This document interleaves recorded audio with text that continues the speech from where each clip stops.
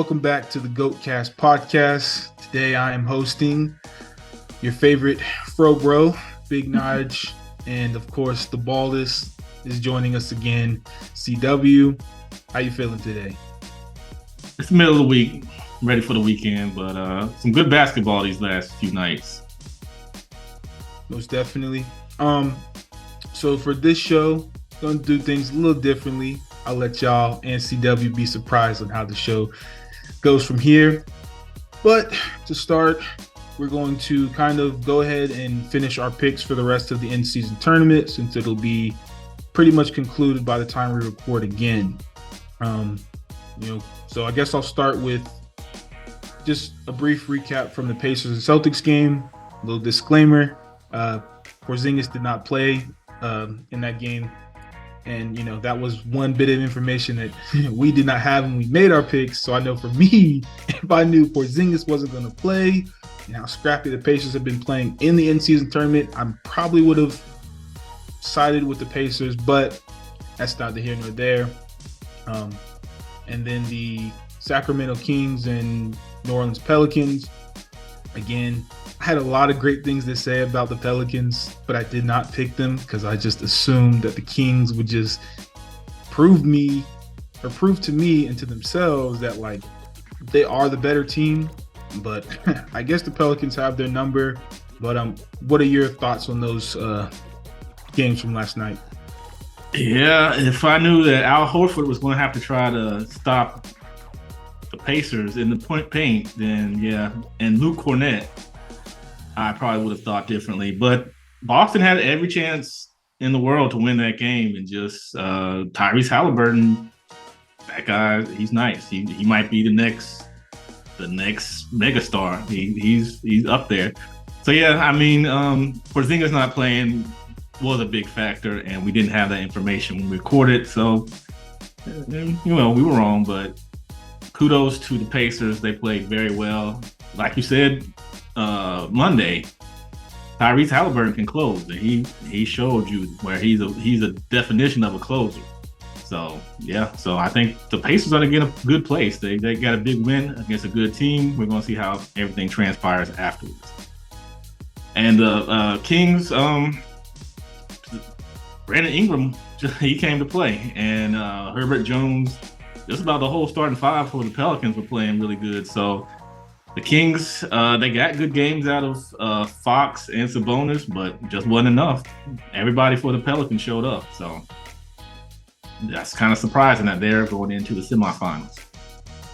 Yeah, but looking at the semifinals, assuming our picks are correct for tonight's games with the Bucks and Knicks, I think we both have the Bucks in that game, and then the Lakers and Suns, we both have the Lakers. So assuming that those picks are correct, I'll start with the Bucks versus Pacers, and I'm just going to kind of briefly go through these. I don't think I need any high-level analysis just for time. But Bucks versus Pacers, I'm going to go with the Pacers.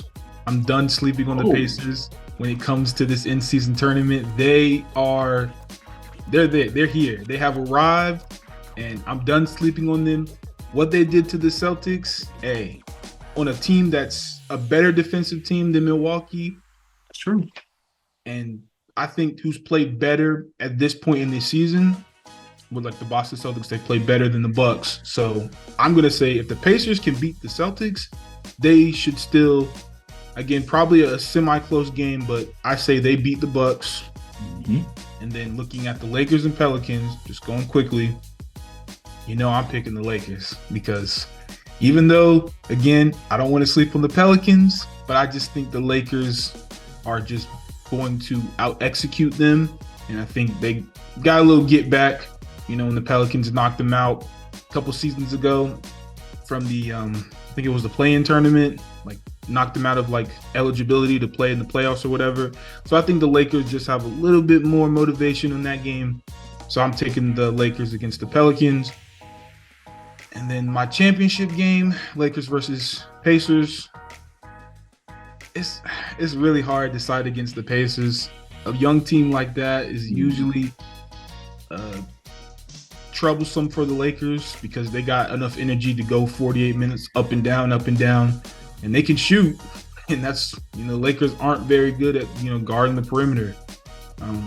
So for me, I say the Pacers win this all and get that 500 racks for their team. Hey, that's I never thought in a million years you would pick the Pacers to win the whole in-season tournament, but here we are.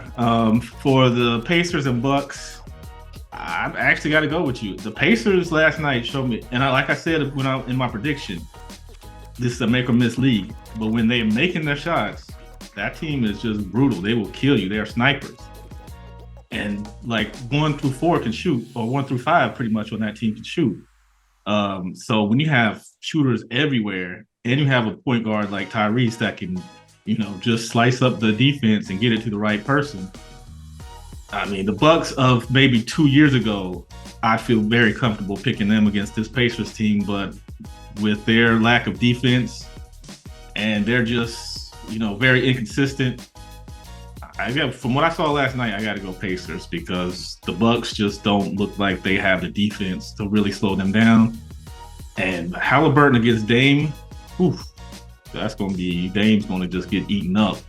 So yeah, the Pacers will move on. The Lakers and Pelicans, I'm not a conspiracy theorist, but with Adam Silver and the crew are coming up with this in-season tournament, I think they had in mind, LeBron needs one more award on his resume. He needs one more something on his resume, since he's probably not going to get another Larry O'Brien. So they said, let's make a tournament where we're going to make the conditions perfect for you guys.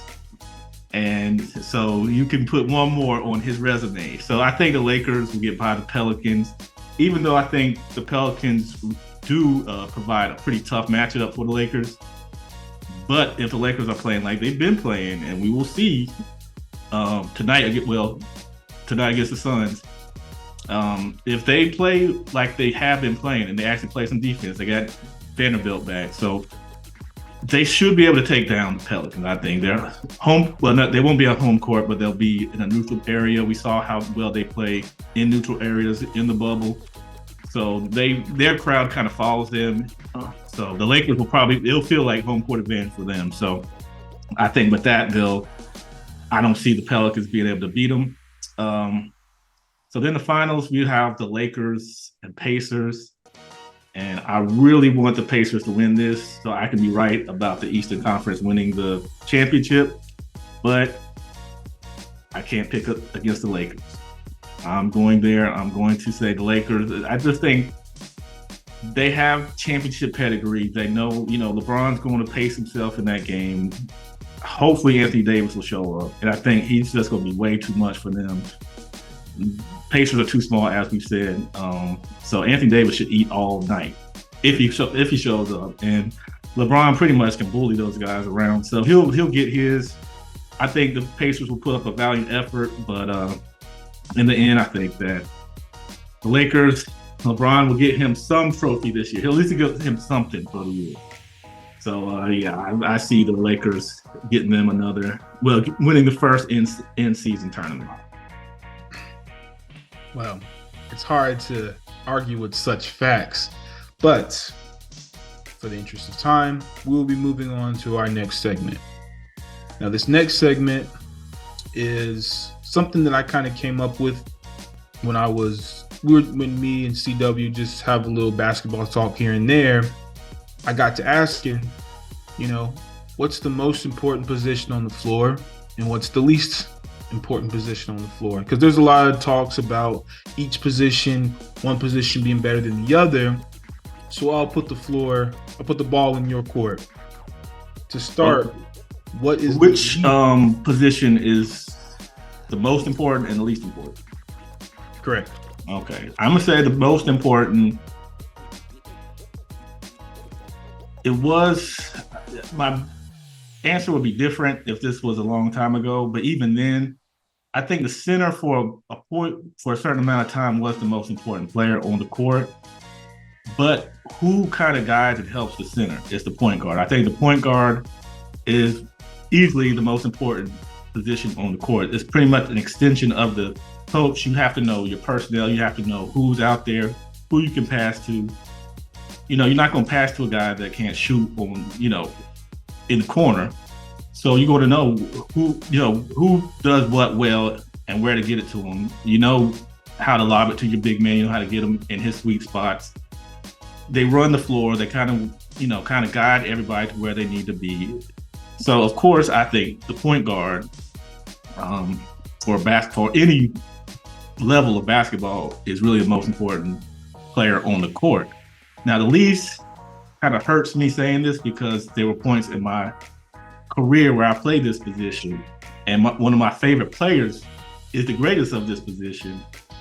But I think the least important position on the court is the power forward, mostly because you can kind of mask the power forward with someone else as long as you have a good player at each other position.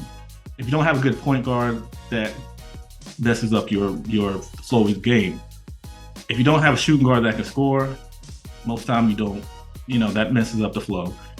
If your small forward is kind of your glue guy, he's more of your defender. He can defend the bigger guys or the smaller guys. He can defend, and he can also, he's a backup scorer. So if the small forward can't do those things, and it hurts your team. And of course, your center is your anchor. You need your center to rim protect. If you have no rim protection, you're doomed. He's the rebounder. So if you don't have a solid center, the rebounds aren't getting there. Even though the power forward kind of is the helper of the center for the most part. He's the kind of the enforcer on the court that he's the one that kind of can be physical. They can get the foul calls and everything. They can kind of rough guys up, make sure they don't come into the paint. But like I said, you can kind of mask that position with someone that's not really that great. But the other positions, you definitely need a player that is solid for that position and for that team to kind of run smoothly. So the power forward, I think, is the odd man out, unfortunately, because every other position really has a real defined role.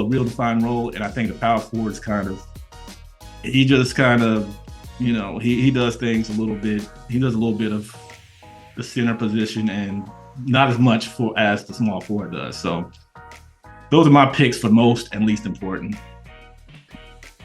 Okay, quick little pushback on the power forward position, because I was kind of shocked that you said that.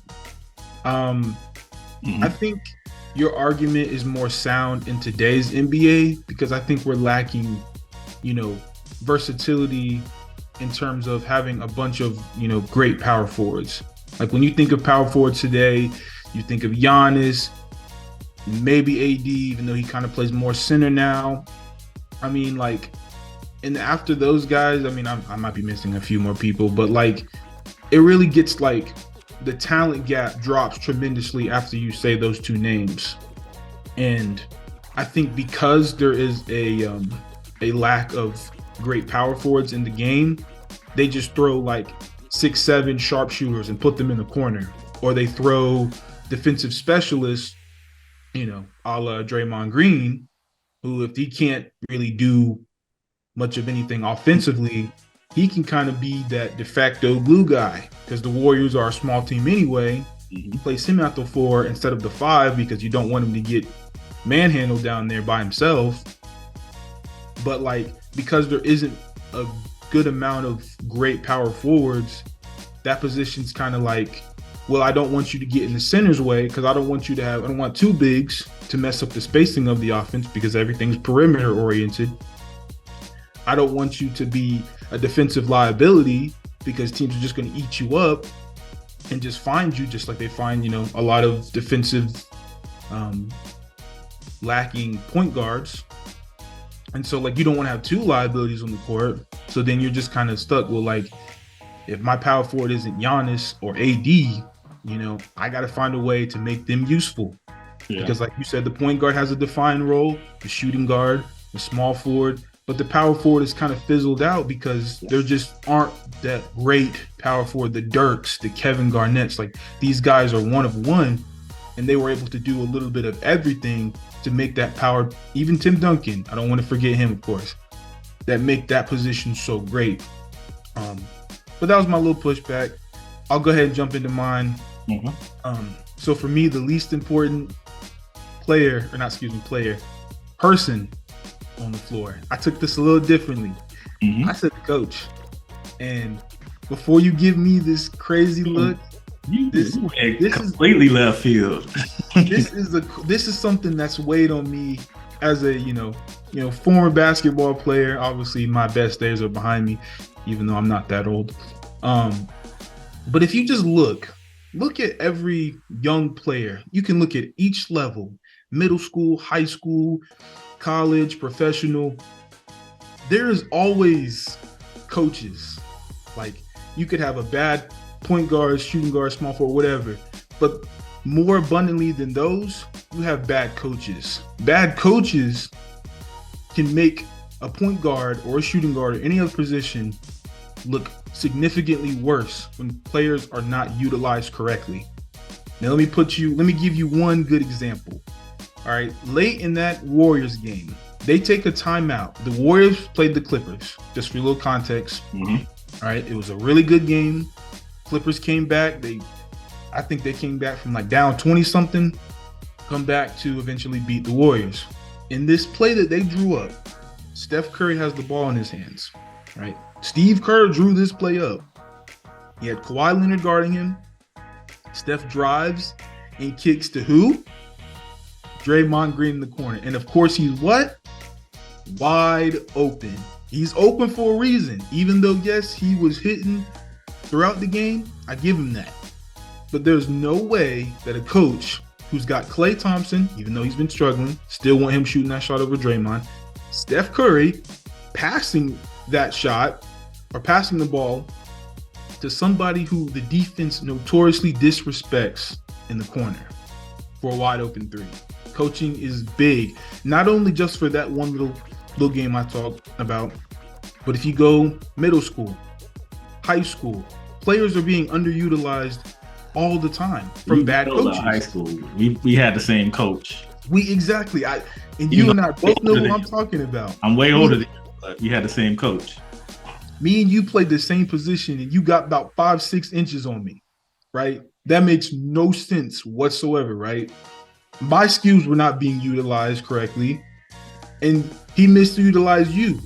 Mm-hmm. Two of us, obviously, we're not Pantheon greats or nothing, but we could have been a lot better and a lot more impactful on those teams that we played on if we had a coach that actually knew how to utilize the players. So that's just my little soliloquy. And again, like I said, do we count coaches as a position though? That's more of a people on the floor, the most important and the least important person on the floor. That's how I interpret it. So that's how I gave it. Now the most important, just to go again, because again, this is my show today, so I get to do whatever I want to do today. I'm gonna be quiet. Most important, small forward position. It's not very hard to understand why, when you have 10 out of the last 23 finals MVPs, small forwards. When we go and turn on the TV, it's usually a very great, dynamic wing that we're tuning in to see. Unless it's like a Steph Curry or, a Jokic. It's really a wing out there that's doing all the things you want to do on the basketball court.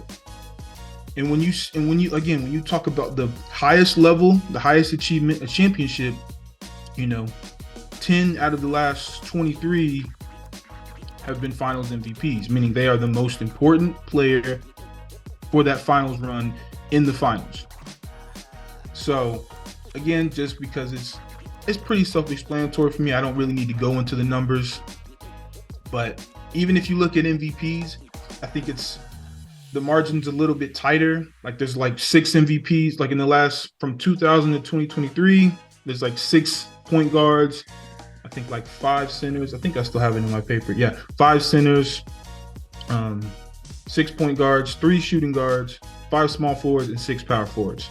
And a lot of those guys, especially the centers and especially the power forwards, were a little bit later, like in the early 2000s. So for me, that's my most important, again, because they can do a little bit of everything. And a lot of the most dynamic players today are those dynamic wings, even though they are getting a little older with like LeBron, KD, etc., etc. That to me is the most important position on the floor.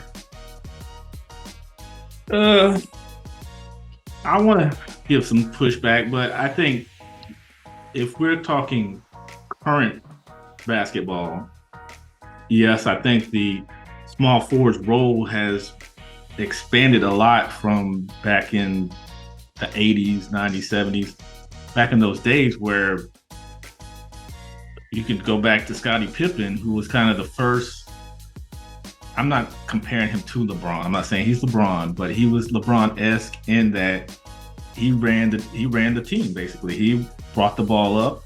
You know, they had Ron Harper, but Ron Harper was just point guard by position name, just to put him in a position. But really, Scottie Pippen was the point guard. He was the point forward. So yeah, I think once they started seeing how teams can kind of use that small forward who does do their kind of Swiss Army knife, they're your defensive stopper for the most part. They're your scorer. Sometimes they're your facilitator. Yes, they have quite a few roles to play, and the point guard traditionally has kind of pretty much one role, in that they're kind of the general of the team. They're the quarterback that kind of gets everybody everywhere. But to say the small forward is the most important position on the court, I mean, I'd say current, yes, because they kind of is wing heavy now, and the wings kind of they're the main players on the team. They're the players that have the ball in their hands. So I can see your point. I can't really combat it too much, because I think definitely the small forward is an important position, mainly because, like I said, they have to do, and they're relied to do two big major things, and that's kind of be the second scorer on the team after the shooting guard. If the shooting guard is just not that great, they're your scorer, and then they're your defender. Most times they have to be that guy that can guard, the 1, 2, 3, and in certain cases the 4. They usually can't guard the center, but they can guard multiple positions because they're usually fast enough and big enough, long enough to do that. So, I mean, I can see your point there, but I still think the point guard is the most important guy on the court. That's one position I never got to play. So just to touch on that, before I touch on that, again, I want to reiterate, least important person on the floor to me is the coach, because there are a few, all-time great coaches, and there are some good coaches, but the majority of coaches, I feel like, kind of overrated, or it's like you can draw X's and O's, but at the end of the day, it's on the players to perform. Yeah. It's on the players to make those in-game adjustments. Like, yeah, you can call a timeout, slow momentum. I get that. But I think as players, they understand the game a lot better than a lot of these coaches that are coaching them.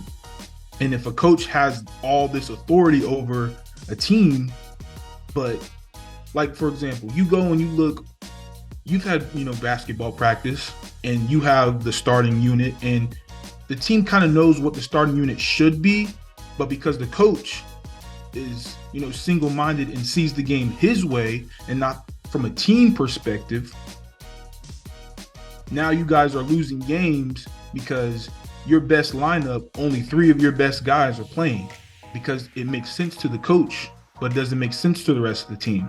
Whereas if it was a player coach team and everybody was on the same page, now obviously that would be the kicker, but if everybody functioned as a team, the team would know the best optimal lineups for defense, for three-point shooting, late game free throw situations. You get the picture. I just think that, for me, is why I think the coach is the least important, because not even just basketball sense, you can go in any sport. There's always bad coaches because they think they know the game and they've never dribbled a basketball before, thrown a football, hit a baseball. You get the picture. Well, can I have a little bit of pushback there? So I think I have a problem with you saying the coach. I see as you're saying coaching is the least important thing. Like the coach actually coaching the team. Yeah, but, he's on the floor. He's part of the game. But I think the coaches is very important for development, because if a coach knows what he's doing, he's going to develop his players and develop his system if he has one. After the game. My argument would be after the game that he can do that. Yeah. So I'm just saying your problem is their actual coaching on the court. You say they're the least important person because they're doing the X's and O's. But as you said, it's the players that have to really play the game. Well, they have to play the game. So it's their execution, and the coach is just kind of there as a figurehead or whatever. And it's up to the players pretty much, which I get, because I play basketball. We've all played basketball. We know that at the end of the day, what the coach may draw up at the end, that is not going to work.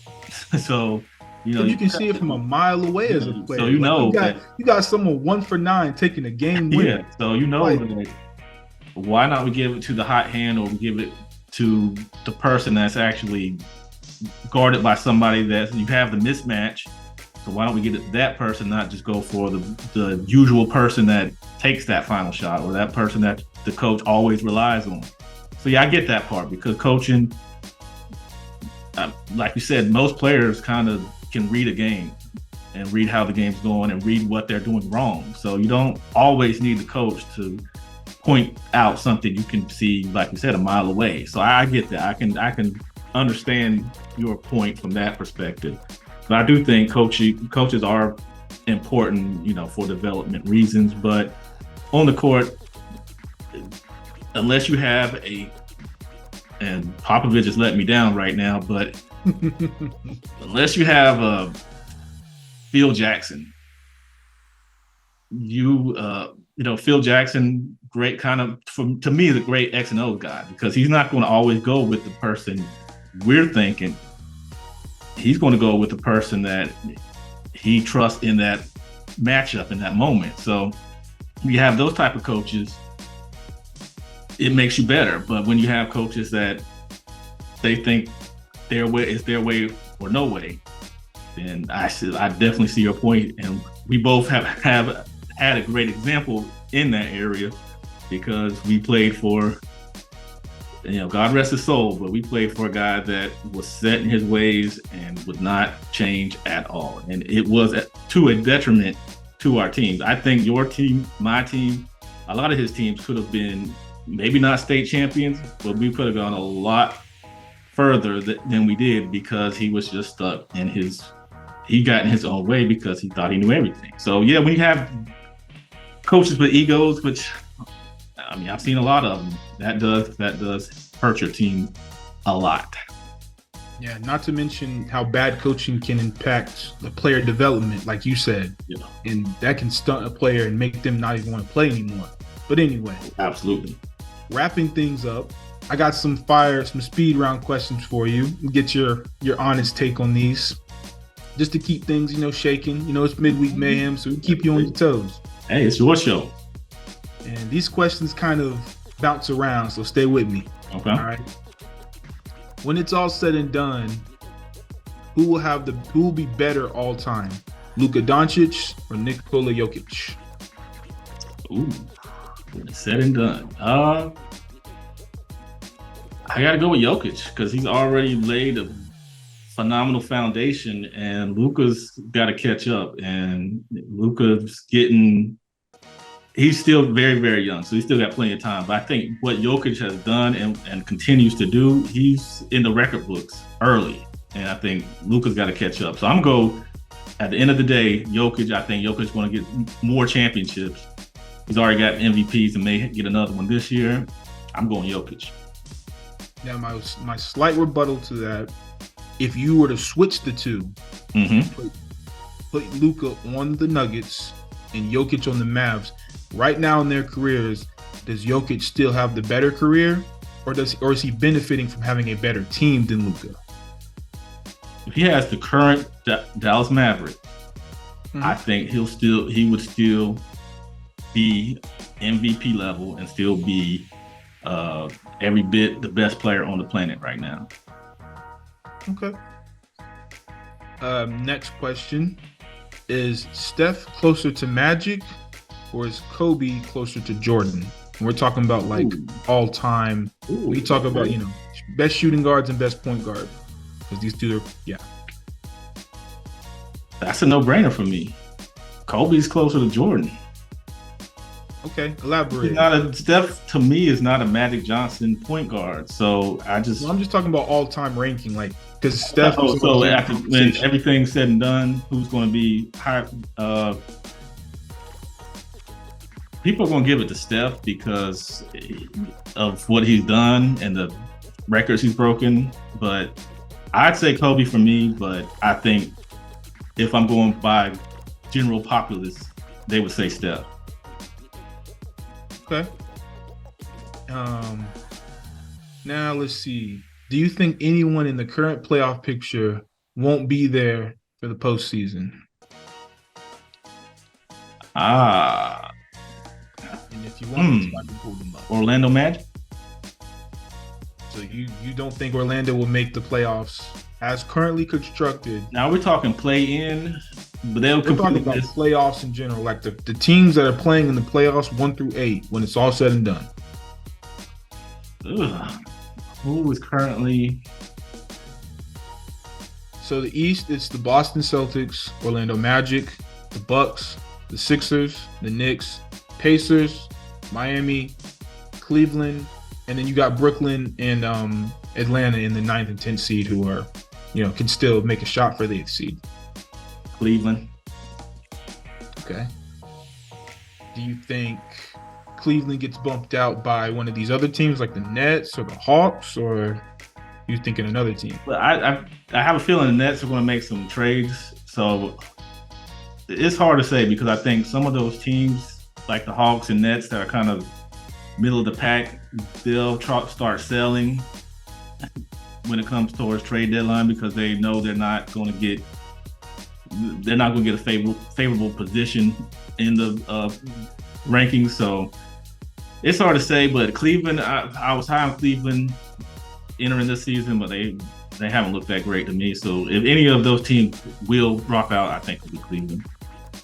And out west, we got the Timberwolves, the Thunder, the Nuggets, Suns, Kings, Mavericks, Lakers, Pelicans, Clippers, Rockets.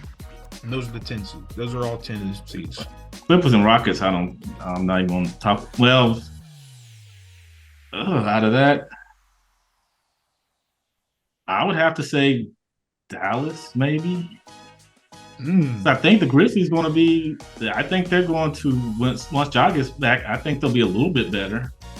I think they'll challenge a little more, not a whole lot, but I think they'll probably beat some teams you probably wouldn't think they would beat and kind of mess up the ranking some. I can see Houston staying good because they're young and Udoka's doing a really good job with them. And the Clippers, and they can get together. They've shown flashes where they can get together. So Dallas is the only team that, to me, they're just not a very good constructed team. They're winning based on their stars, but I don't think that they have enough or have the personnel to stay relevant in the Western Conference. All those other teams, I think, are definitely playoff teams, but I think that Dallas would be the one that drops out. Okay. Those are all of my questions. I could probably think of one more, but I think for the sake of time, I'll probably stop there and save that for next week's show. But that's all. Who do you, for that last question, who do you think will drop out or has the potential to drop out? Just from 1 through 10? Yeah. I mean, I think the Warriors are going to make some moves for the deadline. I think because Klay Thompson's in a contract year, I think he's playing like he wants to get paid, but he's not performing like he wants to get paid. I think him not getting that extension this past summer definitely is making him look a little shot hungry, and he doesn't look as focused on both ends, truthfully speaking. So I would look for maybe the Warriors making a mid-season push if they either find the chemistry or they do some kind of trade that upgrades their team from where they are currently. I could see them definitely jumping past the Clippers, Rockets, Pelicans if they get their cohesive unit together. And then out east, I would drop the. For the West, I'd drop the Clippers. I don't have no Clippers. They're not gonna make it into the top 8. And then for the East, I would probably. I'd probably say Cleveland as well. I think the Magic are a really good team. I don't see them dropping. And if Cleveland drops, I got the Hawks taking their spot, to be honest. Just they've been around, they've been together longer, and they've been tested more than the Cavs have. I agree. Well, that's gonna wrap things up for this week's episode of the GOATcast podcast. Midweek Mayhem, starring your boy, the froest, the coldest. That is me. Hope y'all can't see the Stephen A hairline right now. I gotta get rid of it soon. So. Yeah, it's that time, man. Blind y'all tonight. I want to blind y'all tonight, but it's gotta go. Man.